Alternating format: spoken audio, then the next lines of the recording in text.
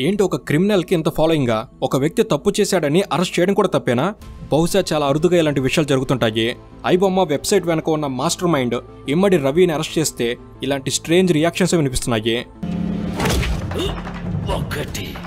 ఐబొమ్మ అనే piracy platform కొంతకాలంగా cinema ఇండస్ట్రీకి తలనొప్పిగా మారిన విషయం మనందరికీ తెలిసిందే.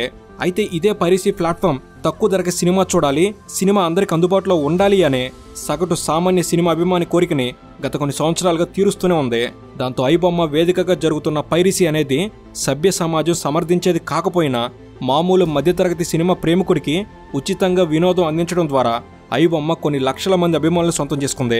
కానీ కొంతకాలంగా సినిమా ఇండస్ట్రీ నుంచి వస్తున్న కంప్లైంట్స్ ఆధారంగా పోలీసులు ఐబొమ్మ నెట్వర్క్ ని ట్రేస్ చేసే పనిలో ఉన్నారు. కానీ డార్క్ వెబ్ ద్వారా సర్వర్లను హ్యాక్ చేస్తూ ఐబొమ్మ పోలీసుల హెచ్చరికలను ఏమాత్రం లెక్క చేయకుండా ఇంకా ముందుకు వెళ్ళింది. ఇంకా లోతుగా వెళ్తే మమ్మల్ని పట్టుకోవడం మీ వల్ల కాదు అని ఐబొమ్మ హ్యాకర్లు పోలీసులకి సవాల్ కూడా విసిరారు. అలా పోలీసులనే ఛాలెంజ్ చేయడంతో పోలీసుల యూగోను కూడా ఐబొమ్మ టచ్ చేసింది. దాంతో ఐబొమ్మ అనే చీకటి సామ్రాజ్యాన్ని కోకటి వేలతో పెకలించేందుకు తెలంగాణ పోలీసులు చేసిన ఆపరేషన్ ఫైనల్లీ సక్సెస్ అయింది. నవంబర్ 15న ఫ్రాన్స్ నుంచి హైదరాబాద్ వచ్చిన ఐబొమ్మ నిర్వాహకుడు ఇమ్మడి రవిని పోలీసులు అరెస్ట్ చేశారు. దాంతో సినిమా ఇండస్ట్రీకి ఐబొమ్మ అనే తలనొప్పి ఇక ఉండదని అందరూ భావిస్తున్నారు. కానీ ఐబొమ్మ అభిమానులు మాత్రం ఇమ్మడి రవికి అనుకూలంగా సోషల్ మీడియాలో పోస్టులు చేస్తూ ఉన్నారు.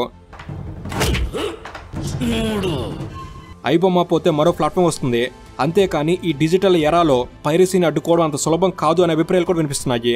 కాబట్టి దీని గురించిన పూర్తి విషయాలని మనం కూడా తెలుసుకునే ప్రయత్నం చేద్దాం. అసలు ఈ ఐబొమ్మ కథ ఏంటి? ఎవరి Immadi Ravi? Truly complex and high secured సర్వర్లను ఇమ్మడి రవి ఎలా హ్యాక్ చేయగలుగుతున్నాడు? ఐబొమ్మ గురించి పోలీసులు ఇస్తున్న సమాచారం ఏంటి? ఇలా ప్రతి ఒక్క విషయాన్ని మనం స్పష్టంగా ఈ వీడియోలో ఇప్పుడు చూద్దాం. ఫుల్ వీడియోని ఆల్రెడీ మన తెలుగు నాలెడ్జ్ ఛానల్లో రిలీజ్ చేశాం, మీకు తప్పకుండా నచ్చుతుంది. సో అసలు మిస్ కాకండి.